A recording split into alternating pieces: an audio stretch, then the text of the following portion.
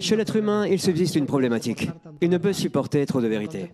Par conséquent, puisqu'il ne peut pas supporter trop de vérité, le système mental se situe dans une zone de sécurité. Le prophète ou le mystique ont un sérieux problème. Ils veulent savoir la vérité. Et comme ils veulent savoir, ils sont totalement dissociés de la société. Car la société ne vit pas dans la vérité.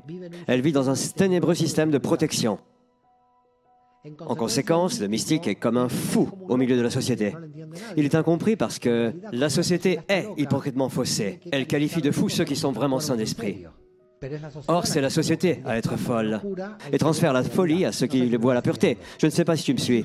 Si tu es dans la profonde pureté, tu es très marginalisé de la société. Car la société ne peut supporter trop de réalité, puisque les gens ont besoin de s'auto-tromper pour poursuivre leur vie.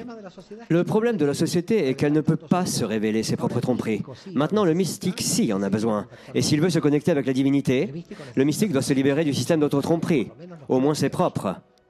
Il peut voir ceux de la société, mais les siens sont ceux dont il doit se débarrasser. Ou sinon, il ne peut pas avoir de connexion. Il s'agit donc de se débarrasser de ses propres tromperies. Et quelle est la racine de notre tromperie? L'esprit.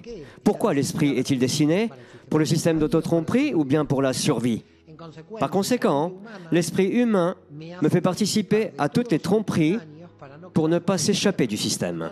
Ainsi, le problème du mystique, c'est qu'il peut finir par vivre une double vie, étant tellement connecté avec l'essence que le monde lui apparaît comme un mensonge, et il est un mensonge. Malgré lui, il doit vivre le monde comme s'il était vrai.